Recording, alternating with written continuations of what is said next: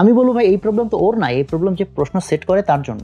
যারা বেশি মেধাবী তারা বিজ্ঞানে পড়বে, আর্টস সেলাররা ভবিষ্যতে হচ্ছে ডিসি হয়, আর সায়েন্স সেলাররা গিয়ে এক্সিকিউটিভ ইঞ্জিনিয়ার হয়। সুখ্যাতির জন্য যাদের ছবি ছাপা হয়েছে, যাদের কলম ছাপা হয়েছে, তুমি দেখো তো এনে কয়টা বুয়েটের ওই ডিসি সাহেব প্রধান অতিথি হয় আর ওই মঞ্চে বসে থাকে, আর এক্সিকিউটিভ ইঞ্জিনিয়ার মোস্টলি হচ্ছে দাওয়াতি পায় না।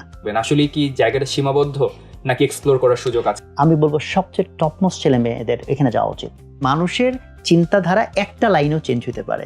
আমি রিসেন্টলি একটা বড় পাবলিকেশনসকে ইনফ্লুয়েন্স করছি, তারা রাজি হয়েছে।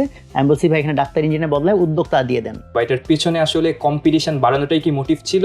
আসলে কিন্তু ডাক্তার ইঞ্জিনিয়ারদের ভূমিকা কম, কোন রকম ভাতে কাপড়ে চলে, তার রিসার্চ মিচার্জ করবে, এটার ফান্ডের চিন্তা করার তার স্কোপ থাকে না। সারা পৃথিবীতে সবচেয়ে টপ রোল প্লে করে হচ্ছে বিজনেস ওনাররা। স্টুডেন্টদেরকে শুরুতেই দিচ্ছি, তুমি জেনে নাও যে এগুলো তোমার অধিকার, যদি না পাও তাহলে আমাকে ধরবা।